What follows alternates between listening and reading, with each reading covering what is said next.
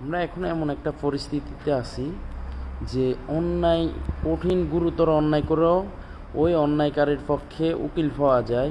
তো এত টাকা পয়সা মানুষকে এতই নিচে নামায়। দেখেন, তুই পড়ালেখা করছস, তোর জ্ঞান জ্ঞান বুঝ আছে, সব কিছু আছে, তুই একটা উকিল, তুই স্বয়ং জানস, তুই স্বয়ং বুঝস, সব কিছু বুঝস যে এ নির্ঘাত এই অন্যায়টা করছে, এই অন্যায়টা ওর দ্বারাই হয়েছে।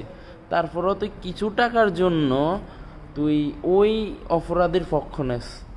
তুই দেশে পড়ালেখা করি আর কী বা করতে পারবি? তোর তো রিক্সা চালানোর দরকার, তুই অন্যায়কারীর পক্ষ হই, এইসব লোকেরা আগে ফাঁসি দেওয়ানোর দরকার।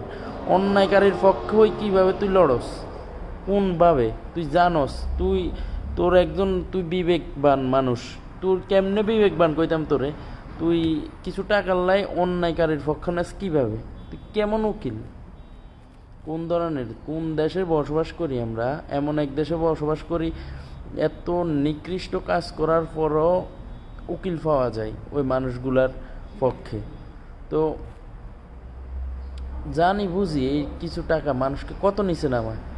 তো এই সব লোকেরে ডাইরেক্ট আমার মনে হয় কি এদেরকে জনসম্মুখে এদের বিচার হওয়া দরকার আগে, তারপর অপরাধীর বিচার।